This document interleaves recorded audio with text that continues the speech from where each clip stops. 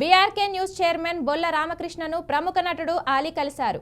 హైదరాబాద్లోని BRK news కేంద్ర కార్యాలయంలో మర్యాదపూర్వకంగా కలిశారు. తన ఆఫీస్కు వచ్చిన ఆలీకి బొల్ల రామకృష్ణ ఘన స్వాగతం పలికారు.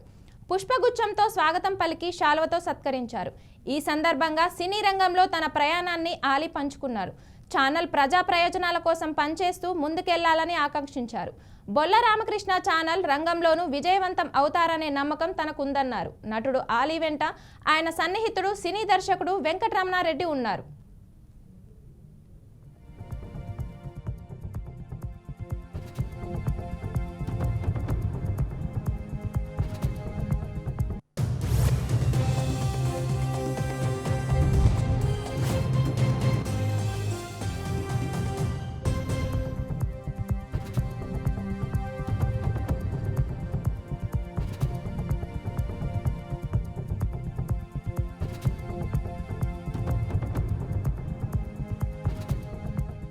హాయ్ హలో ప్రస్తుతం మనతో పాటు అలీ గారు ఉన్నారు. సో బేసిక్గా అలీ గారు ఎక్కడున్నా కూడా అలీ గారు జోక్స్ కానీ కామెడీ కానీ మనం అందరం గుర్తు తెచ్చుకుని నవ్వుతూ ఉంటాం.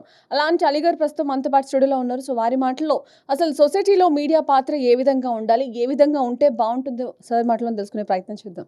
Hi sir. హాయ్ అండి. మీరు ఎలా ఉన్నారు? బాగున్నానండి. చాలా బాగున్నారు కదా. మీరు డల్గా కనిపిస్తున్నారు ఏంటి సార్? మరి అంటే ఎలా ఉండాలి అంటే బేసిక్గా అందరూ నవ్విస్తూ ఉంటారు కదా, కానీ డల్గా కనిపిస్తున్నారు ఎందుకు? అంటే అది స్క్రీన్ మీద డబ్బులు ఇస్తారు కాబట్టి అంతే అంటారా? మరి చేయాలి కదా, నా వృత్తి అదే కాబట్టి సీన్ బట్టి ఉంటుంది అక్కడ. సో ఇప్పుడు ఏంటంటే మా మిత్రుడు ఈయన రామకృష్ణ గారు, మీ ఓనర్ గారు బీఆర్కే న్యూస్ సో ఈరోజు లంచ్కి పిలిచారు, మేము వచ్చాం. అండ్ అలాగే కొన్ని విషయాలు వారితోటి మాట్లాడటం జరిగింది.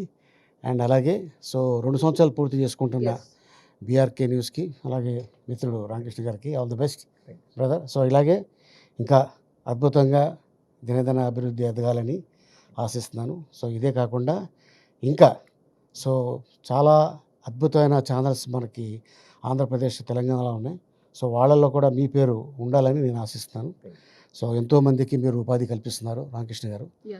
సో అది మీకు కూడా తెలుసు. So all the best entire crew and టీమ్కి. అండ్ ఇదే కాకుండా ఓన్లీ న్యూసే కాకుండా ఇంకా మంచి ప్రోగ్రామ్స్ తోటి రానున్న రోజుల్లో బీఆర్కే న్యూస్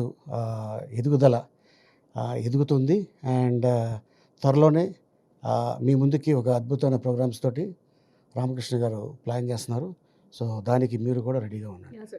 ఇవన్నీ పక్కన పెడితే చాలా easy question, simple question sir. ఇప్పుడు సొసైటీలో మీడియా అనేది చాలా ఇంపార్టెంట్. అసలు మీడియా సమాజంలో ఎలా ఉండాలి, ఎటువంటి ఇంపాక్ట్ని క్రియేట్ చేయాలి? మీడియా అనేది, ఎందుకంటే నేను కూడా ఆల్మోస్ట్ 25 ఏళ్ళ నుంచి మీడియాలో ఉన్నాను. I know what is the media అనేది. సో ఏంటంటే ఉన్నది ఉన్నట్టు చెప్తే బాగుంటుంది, లేనిది కల్పించి పాపం కొంతమంది మీద దుమ్మేయటం అనేది అది మానుకుంటే బాగుంటుందని నా ఉద్దేశం. అంతే అంటారు. Yes. Thank you so much for a valuable feedback, sir. Thank you. Thank you so much.